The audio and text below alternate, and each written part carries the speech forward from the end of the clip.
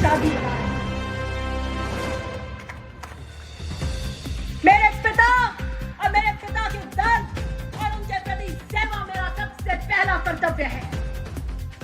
और मेरे पिता जब दर्द और विरह के अंदर कैसे करवट बदलते होंगे, कैसे एक दिन निकलता होगा, कैसे एक रात निकलती होगी, तो उस बेटी को बाहर शादी करना शोभा नहीं देता। मेरे भाग्य की लकीरों में नहीं लिखा है, क्योंकि मेरे भाग्य की लकीरों में सेंट्रल जेल लिखी थी, जिसके 10 साल मैंने फेरे किए, 10 साल मैंने फेरे किए, क्योंकि वो मेरा कर्तव्य था। मुझे चुनौती देने वाले अपने गिरबान में झांक कर देंगे। शेरनी की तरह चुनाव लड़ूं।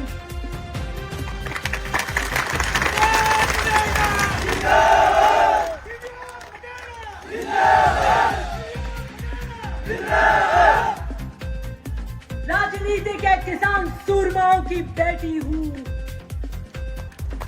महिपाल मदैना की बेटी हूं, शेरों की बेटी शेरनियां ही होंगी।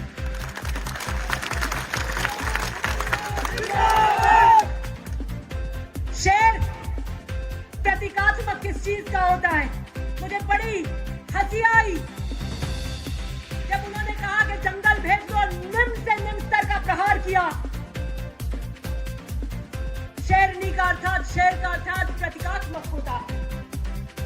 बहादुरी, साहस, निडरता, शक्ति स्वरूप, गर्व, आत्मविश्वास, ये शेर के प्रतीकात्मक है।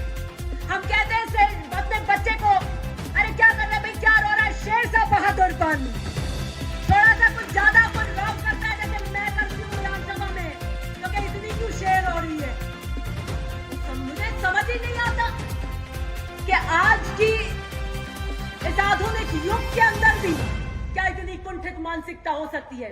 हमारा राष्ट्रीय प्रतीक अशोक स्तंभ, उसमें भी 4 शेर हैं, 4 शेर।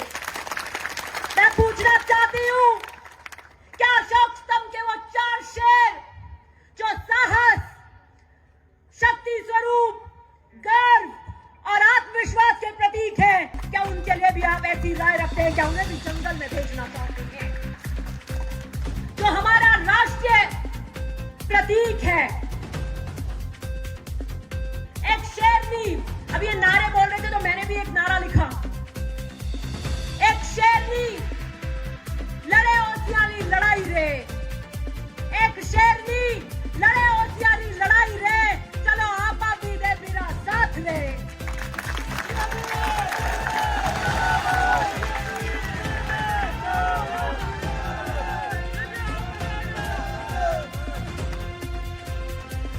शेरनी भूखी है, शेरनी प्यासी है, शेरनी को जंगल में भेजो।